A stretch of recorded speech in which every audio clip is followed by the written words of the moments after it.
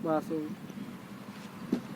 Class 12th का topic यानी कक्षा 12 का टॉपिक नरेशन। ग्रामर का फर्स्ट टॉपिक होता है नरेशन। ये आपके बोर्ड पेपर में 2 नंबर का आता है। बहुत ही इंपॉर्टेंट टॉपिक है क्लास 12th के लिए, कक्षा 12 के लिए बहुत बढ़िया टॉपिक है ये। देखिए क्लास 10th में आपका था पैसिव की तरह, लेकिन अब इसका फर्स्ट टॉपिक हो नरेशन। सेम पैसिव से ही रूल है। आप पढ़े होंगे कक्षा 6, 7, 8 या फिर किसी क्लास में टेंस पढ़े।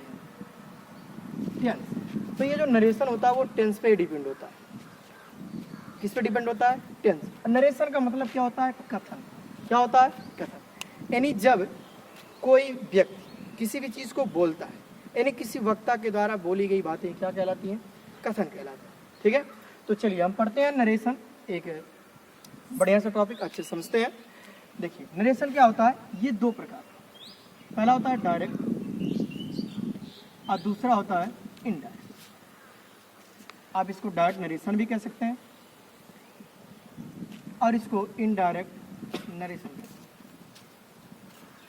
डायरेक्ट नरेशन और इनडायरेक्ट नरेशन। डायरेक्ट का मतलब प्रत्यक्ष, जो आप सीधे सीधे बात करते हैं, और इनडायरेक्ट का मतलब अप्रत्यक्ष। यही चीजें होती हैं। अब ये जो आपका डायरेक्ट नरेशन है ये 2 भागों में होता है। पहला होता है reporting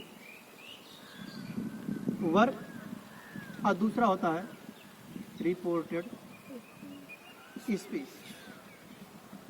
reporting verb, reported speech. तो सारी चीजें जब आप डायरेक्ट से इनडायरेक्ट में बदलेंगे तो पूरा का पूरा खेल आपका डिपेंड रहेगा रिपोर्टिंग वर्ब। किस पे? रिपोर्टिंग वर्ब पे। अच्छा, रिपोर्टिंग वर्ब को पहचानेंगे कैसे और रिपोर्टेड स्पीच को कैसे पहचानेंगे? दोनों को पहचानना है तो ध्यान से सुनिए। रिपोर्टिंग वर्ब जो होता है, किसी के द्वारा कही गई जो बात होती है उसको इन्वर्टेड कामा में लिखते हैं तो रिपोर्टेड स्पीच हो जाएगा। और जो जिस बात को कहता है, जिससे कहता है, वो आपका रिपोर्टिंग वर्ब होता है। चलिए एक एग्जांपल से समझते हैं। जैसे मैंने लिखा ही सेज टू मी, उसने मुझसे कहा। क्या कहा? कि you are writing a letter. He says to me, उसने मुझसे कहा कि you are writing a letter, कि तुम एक पत्र लिख रहे हो। तो यहाँ देखो 2 चीजें हैं। पहला ही सेज टू मी और दूसरा you are writing a letter. ध्यान समझेगा कि जो चीजें इन्वर्टेड कामा के बाहर होती हैं, जो चीजें इन्वर्टेड कामा के बाहर होती हैं उसी को हम बोलते हैं रिपोर्टिंग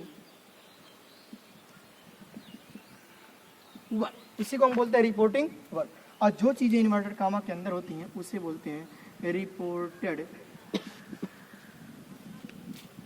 स्पीच। उसे क्या बोलते हैं? Reported speech.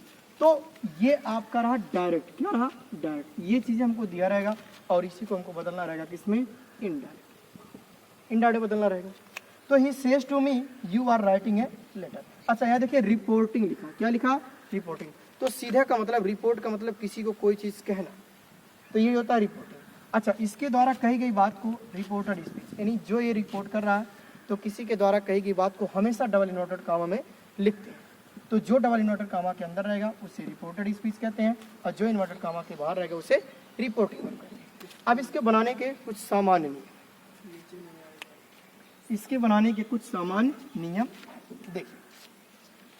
इसके बनाने के कुछ सामान्य नियम क्या है? ध्यान सुनिएगा कि जो हमारा रिपोर्टिंग वर्ब, आपका पहला जो नियम आता है कि जो हमारा रिपोर्टिंग वर्ब है, यदि यह प्रेजेंट या फ्यूचर टेंस में रहे,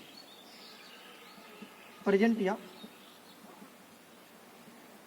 फ्यूचर टेंस,